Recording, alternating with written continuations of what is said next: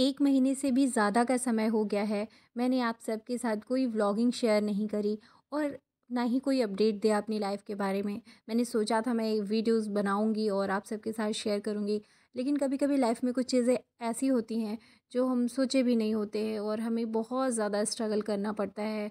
कुछ चीज़ें ऐसी जो हम खुद तक ही रख सकते हैं और किसी से शेयर भी नहीं कर सकते हैं।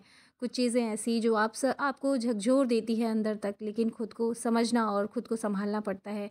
लेकिन इस बीच में मैंने यही समझा है कि पढ़ाई ही एक ऐसी दोस्त है और एक ऐसा जीवन साथी है जो आपको बहुत आगे तक ले जा सकता है। अगर आप इसके साथ ईमानदारी रखते हैं और कंटिन्यूटी रखते हैं इसके साथ, तो शायद यही एक ऐसा दोस्त है जो आपको हर दिन अपने आप को सँभालने में भी काम करेगा और आपको आगे बढ़ाने में भी काम करेगा। मैंने सोच लिया है कि अपनी परेशानियों से और अपनी कमियों से मुझे हारना नहीं है। मैंने इस बीच बहुत सारी चीज़ें, बहुत सारी वीडियोज़ भी देखी, बहुत खुद को इम्प्रूव करने की कोशिश करी, हर तरह के प्रयत्न किए जिससे मैं अपने आप को बेहतर बना सकूँ।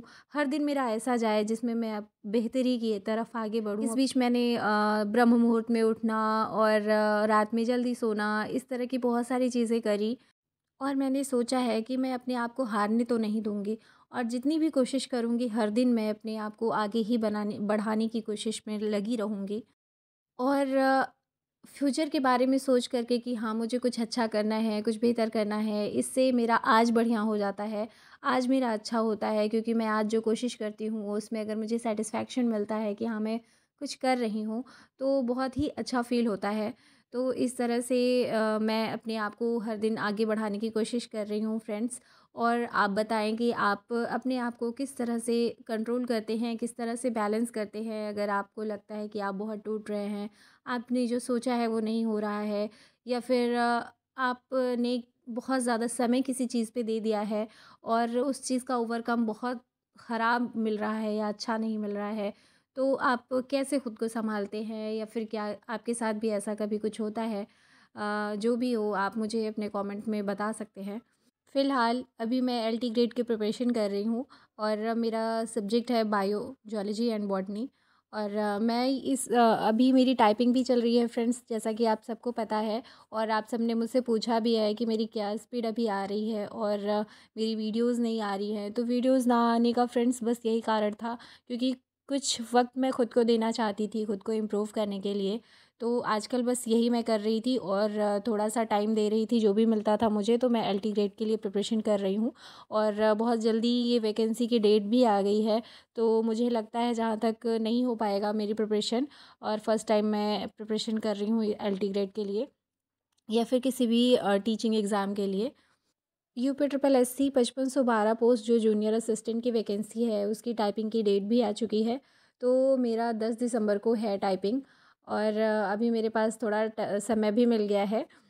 फ्रेंड्स मैं अपनी टाइपिंग की स्पीड की बात करूँ तो हिंदी में बड़ा फ्लैक्चुएट होता है, पता नहीं क्यों।